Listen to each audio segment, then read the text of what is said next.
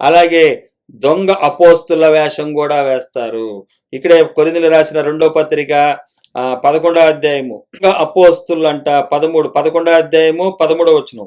ఏలనగా అట్టివారు క్రీస్తు యొక్క అపోస్తుల వేషం ధరించుకొనిన వారై యుండి దొంగ అపోస్తులు మోసగాండ్రగు పనివారునై ఉన్నారు. ఇక్కడ ఎంత చక్కగా పౌలు గారు తన యొక్క పుస్తకంలో రాస్తున్నాడు.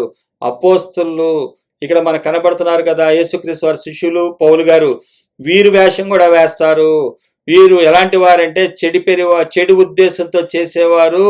పౌలు గారికి శ్రమలు కలిగి తీసుకురావాలని చెప్పి సువార్తను చెరపాలను చూసుకునేవారు, చెరుపుతున్నవారు. ఎటువంటి వారో చూడండి, వారు వేషాలు కూడా వేస్తారంట. అపోస్తుల వేషము. ఏలయనగా అట్టి వారు క్రీస్తు యొక్క అపోస్తుల వేషం ధరించుకుని వారే ఉండి దొంగ అపోస్తులు మోసగాండ్రు పనివారునై ఉన్నారు. వీరంతా ఎవరు? ధనాపేక్షలు, వాక్యాన్ని కలిపి చెరిపెడి వారు. వీరు వేషాలు కూడా వేస్తారంట. అందులో వేసే వేషం అపోస్తుల వేషము.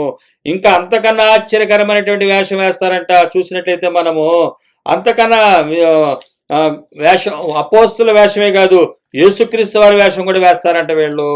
అదే చూసినట్లయితే మత్తయి సువార్త 24వ అధ్యాయం 24వ వచనం. మత్తయి సువార్త 24వ అధ్యాయం 24. అబద్ధ క్రీస్తులను అబద్ధపు ప్రవక్తలను వచ్చి సాధ్యమైనది ఏర్పరచబడిన వారిని సైతము మోసపరుచుటకే గొప్ప సూచక క్రియలను మహత్కార్యములను కనబరుచుదురు.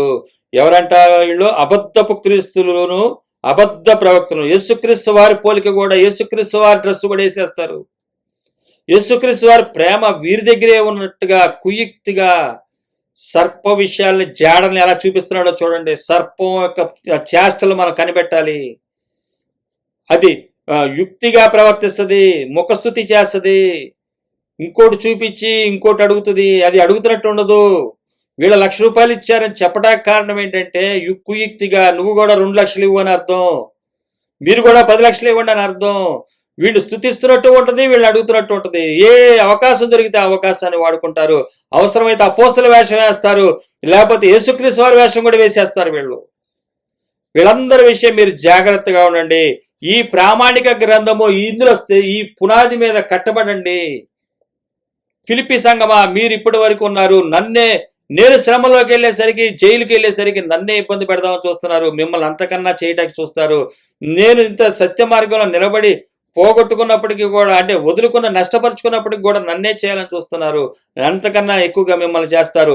వీరు నా దగ్గరికి వచ్చి చెడగొట్టదామని చూస్తున్నప్పుడు 2 రకాల వారు వచ్చారు. చెడు ఉద్దేశం వారు వచ్చారు, మంచి ఉద్దేశం కలిగిన వారు వచ్చారు.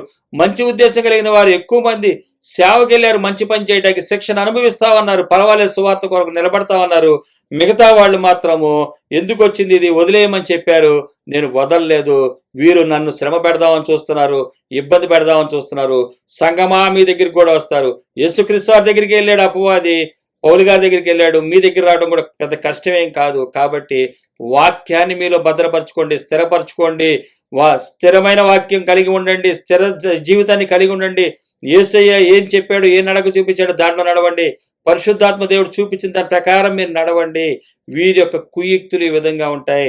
వీరు చేసే నడక ఇలాగుంటది. వీళ్ళ దుష్టులు,